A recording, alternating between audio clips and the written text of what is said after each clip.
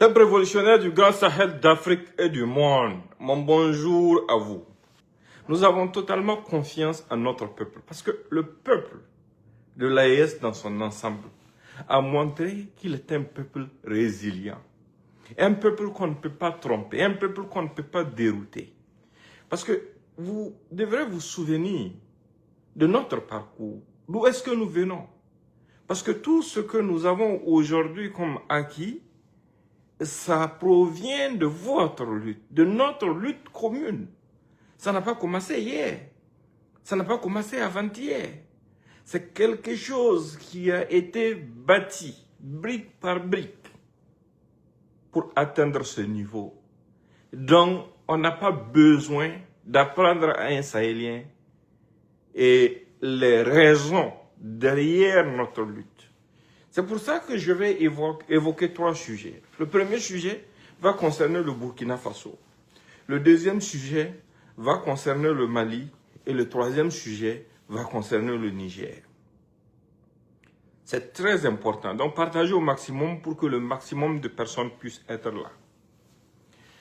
On commence d'abord par le Burkina Faso. Depuis quelque temps, vous avez remarqué, bon, c'est pas nouveau, mais avec un accent nouveau, toutes sortes de campagnes de délation, toutes sortes de propagande visant à vous décourager.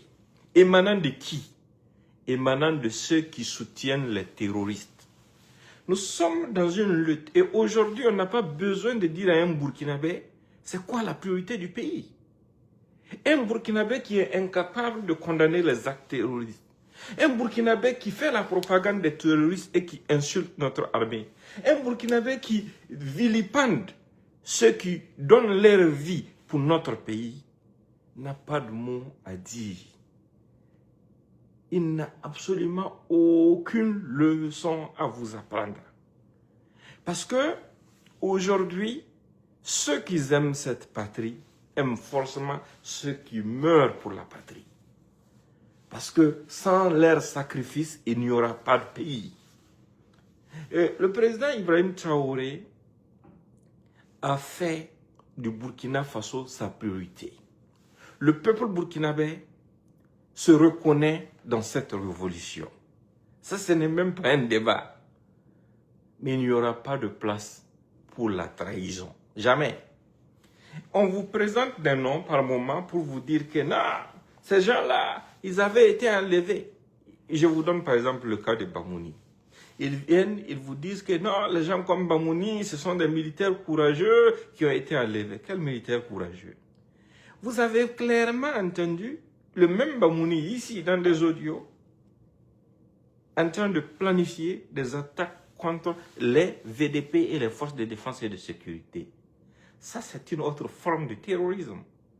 Et il n'y a pas quelqu'un qui a été arrêté au Burkina Faso juste parce qu'il est qui il est. Il n'est pas la seule personne. Il y a combien de millions de Burkinabés?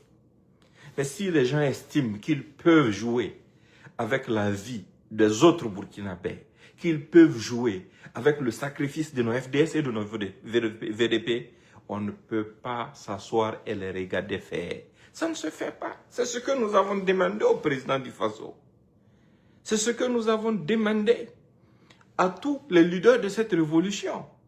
Ils tournent à gauche, à droite, ils cherchent toutes sortes de situations. Ils reviennent et vous disent, non, en fait, tantôt c'est chaud entre Ibé et Habré, tantôt Habré a été arrêté. C'est du mensonge. C'est un gros mensonge. Eux-mêmes, ils ont fabriqué un faux communiqué pour dire que Habré serait décédé. Toute âme goûtera la mort un jour. Mais ça, c'est du n'importe quoi. Vous n'avez pas besoin même que quelqu'un vienne vous dire que c'est du n'importe quoi. Ils peuvent continuer de jacailler, de crier, de faire ce qu'ils ont à faire.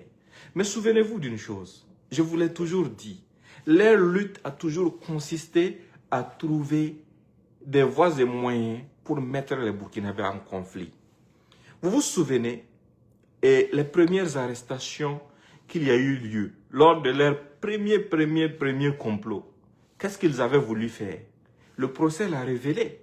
Ils avaient monté une équipe de jeunes pour aller s'en prendre au domicile du Mogo Naba. C'est ce qu'ils avaient planifié à l'époque. Mais ça a échoué. Ils avaient voulu le faire et le mettre sur le dos des soutiens de la révolution, afin de créer un conflit. C'est dans ce même esprit qu'ils sont en train d'évoluer actuellement. Ils créent le doute par-ci, par-là, pour essayer de vous faire perdre de vue ce qu'il y a d'essentiel. Mais n'oubliez pas, on vient de très loin. N'oubliez pas au service de qui ces gens sont. Et n'oubliez surtout pas que un Burkinabé qui se dit Burkinabé, qui aime le peuple du Burkina Faso, ne peut pas ne pas condamner les atrocités des terroristes, ne peut pas ne pas condamner la barbarie des terroristes. Celui qui dit qu'il aime ce pays ne peut pas accuser à tort nos forces de défense et de sécurité, nos VDP, de toutes sortes d'atrocités. Celui qui dit qu'il aime ce pays ne peut pas ne pas reconnaître la bravoure et le courage de ceux qui donnent leur vie pour ce pays. Quand ils n'ont pas de sujet, ils s'inventent des sujets. Mais leur réveil, là, sera très douloureux. Parce que nous sommes en train d'avancer. Et à chaque fois que sur le terrain, ils voient que leurs éléments se cherchent, ils trouvent d'autres arguments pour vous occuper. Pour que vous ne voyez pas les progrès sécuritaires. Pour que vous ne voyez pas le développement. Pour que vous ne voyez pas toutes les avancées. Ils viennent après avec des fake news pour vous dire que l'or du Burkina Faso serait en Russie. Dites n'importe quoi. Le Burkina Faso, cette révolution, c'est une révolution des Burkinabés. Le camarade capitaine Ibrahim Traoré l'a précisé à plusieurs reprises.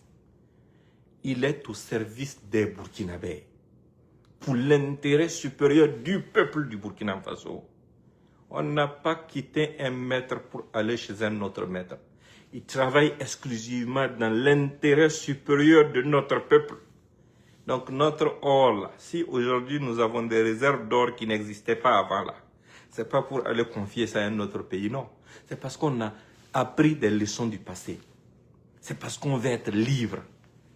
C'est pour ça que notre or est là chez nous. Ils veulent savoir où exactement. C'est des braqueurs. On ne va jamais leur dire où notre or est stocké. Mais notre or est sur le sol du Burkina Faso. Mais cet or-là même, là, qu'ils sont en train de dire que c'est rentré ici, c'est sorti ici. Mais vous-même, vous ne reconnaissez même pas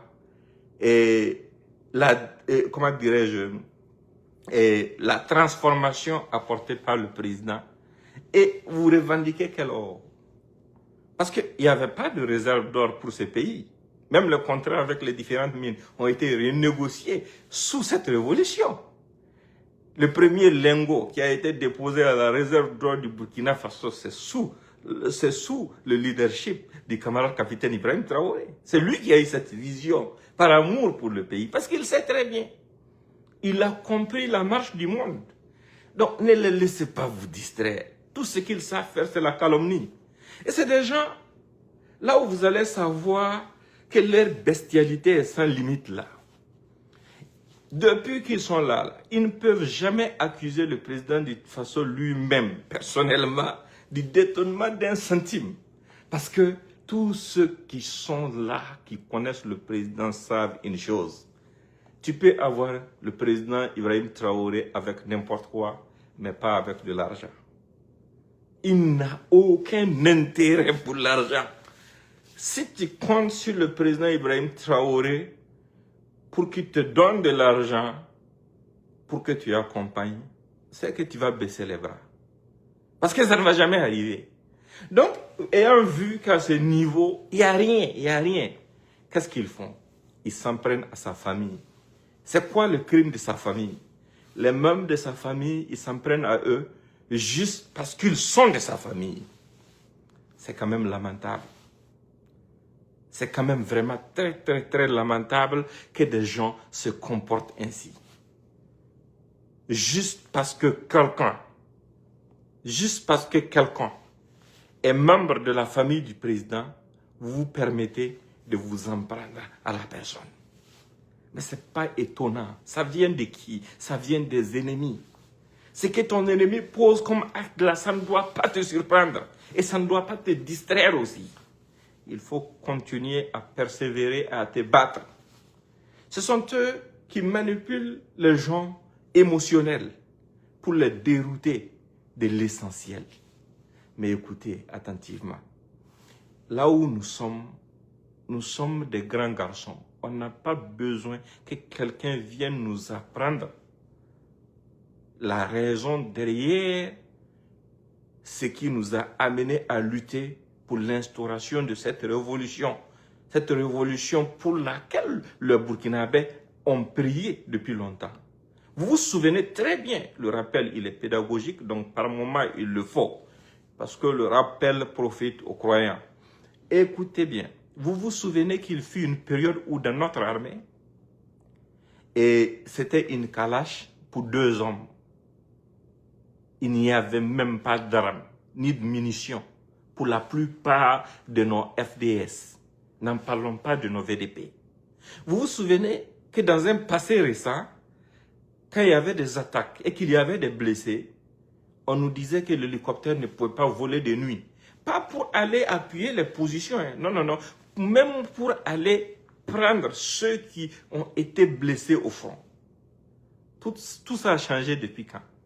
Maintenant, on ne parle même plus d'hélico pour aller soutenir, on ne parle même pas d'hélico pour aller récupérer des blessés en cas de combat.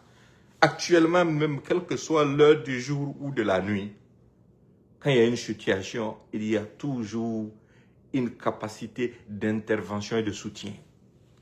Nos FDS, au niveau des différentes positions, ont tout ce qu'il faut pour pouvoir défendre notre pays. Même à ce niveau, ces enfants perdus de la République ne cessent de se dédier. Ce sont eux qui viennent vous dire que non, tout l'armement du Burkina est à Ouagadougou pour la protection du président. C'est ce qu'ils vous disent. Et ce sont les mêmes qui reviennent quand les terroristes font leur propagande en diffusant des images de propagande, soi-disant que ce sont des armes qu'ils auraient pris avec nos hommes. Ce sont les mêmes qui sortent pour vous dire, vous voyez tout l'équipement que les FDS et les VDP ont fui laisser aux mains des terroristes. Mais vous dites que nos combattants n'ont pas d'armes. Et vous revenez encore appuyer l'argument des terroristes selon lesquels nos hommes auraient laissé des armes entre leurs mains. Tout ça là, c'est pour vous distraire. Et ce sont les mêmes encore qui disent, et dans leur communication insidieuse aux FDS, aux VDP, ne combattez pas, ne combattez pas. Les FDS et les VDP savent pourquoi ils sont sortis. Ils ne sont pas allés pour combattre pour quelqu'un, ils sont allés combattre pour la patrie, pour le drapeau, pour leur famille. Parce qu'ils savent que si aujourd'hui, nous n'avons pas des hommes suffisamment courageux pour affronter en brousse ce qui est en train de venir, ça va venir nous trouver avec nos familles en ville. Ils savent, c'est pour aller juguler ça que les gens sortent. Et qu'est-ce qui finira le terrorisme? Tant que le prix de nous attaquer ne sera pas plus élevé que le profit de nous piller, on n'aura pas la paix. Pour ça, il faut des braves pour montrer aux uns aux autres que notre pays vient avant tout. Et nous sommes prêts à mourir pour notre pays.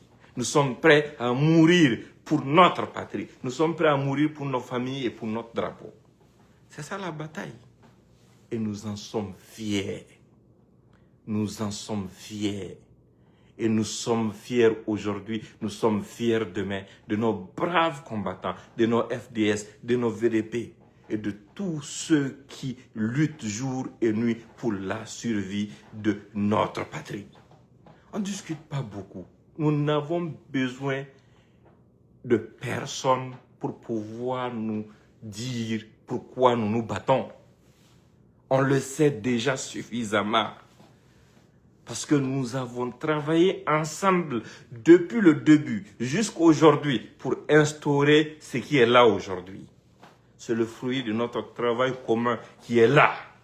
Ce n'est pas tombé du ciel, non, non, non. Et c'est à nous de le préserver.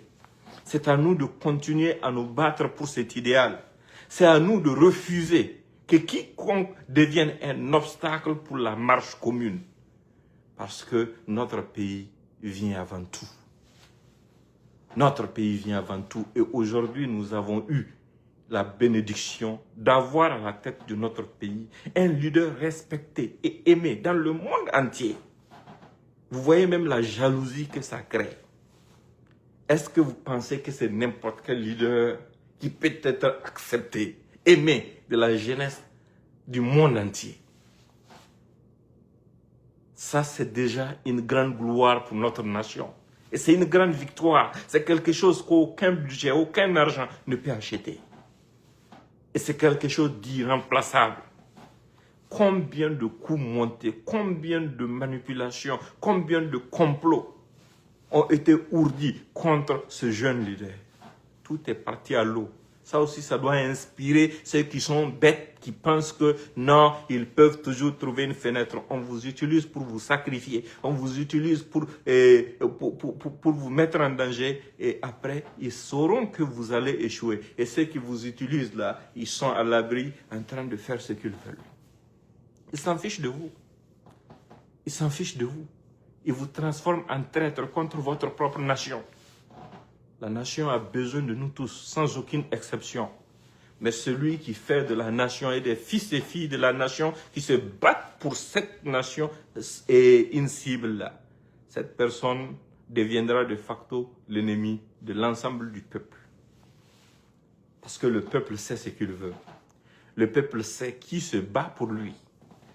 Ça, c'est la parenthèse du Burkina Faso. Bon, en résumé, en ce qui concerne le Burkina, il faut les laisser continuer d'aboyer. Ils ne savent même pas ce qui se passe. Ils n'ont aucune information. Ils n'ont aucune idée. Nous n'avons jamais été plus soudés qu'aujourd'hui. Jamais. Parce que nous avons compris. On a traversé des épreuves ensemble. Et nous allons traverser d'autres épreuves ensemble. Mais nous n'allons jamais descendre du bus. On va continuer de bâtir ensemble ce dont on a ensemble tracé la fondation. C'est notre devoir. Maintenant, on va au Mali.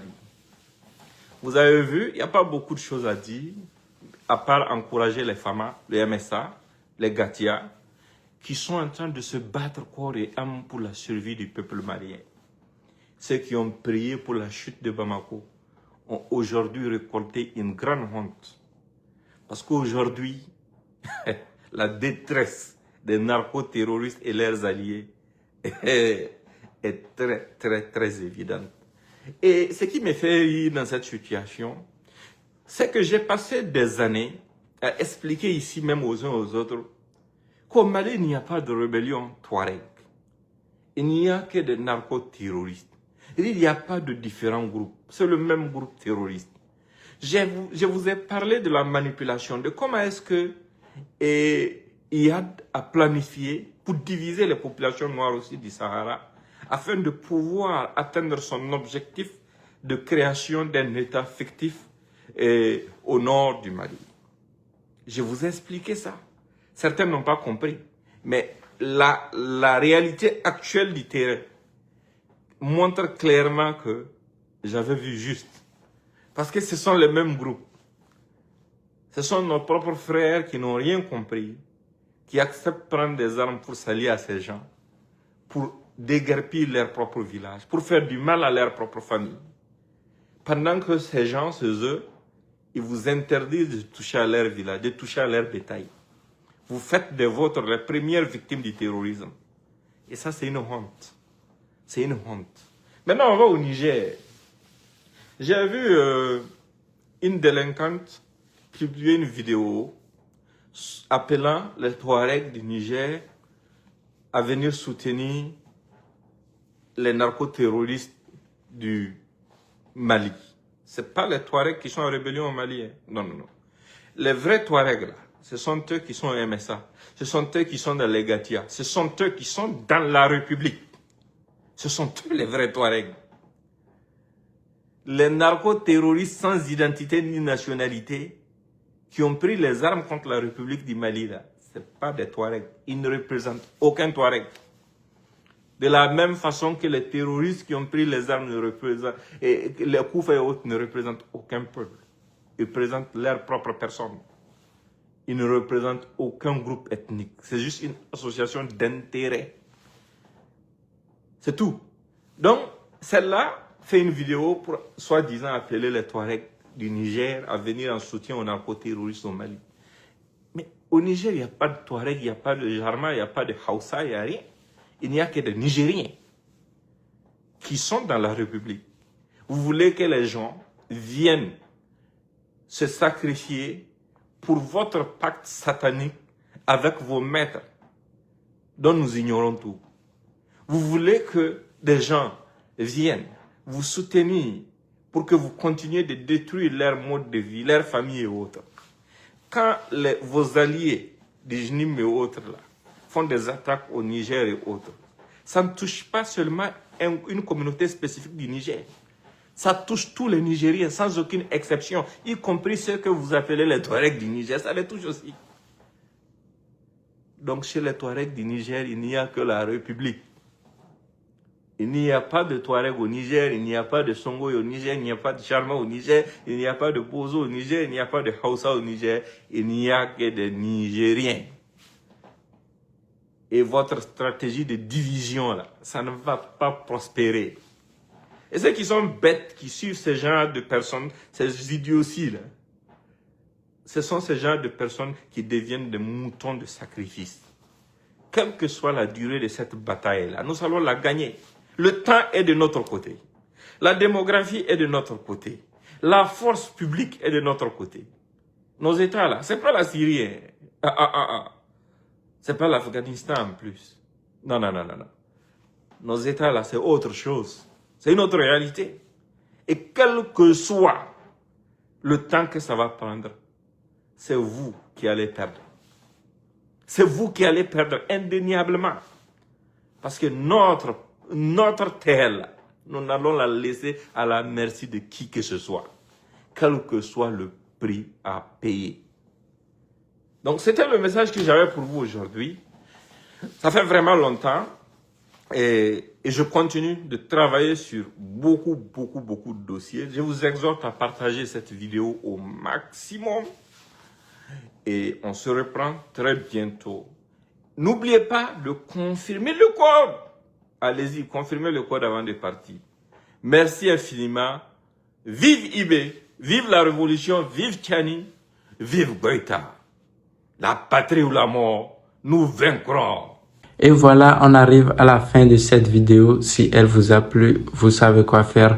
Un like, un partage et un abonnement pour rester connecté. Laissez vos avis dans les commentaires. Je vous dis à très bientôt.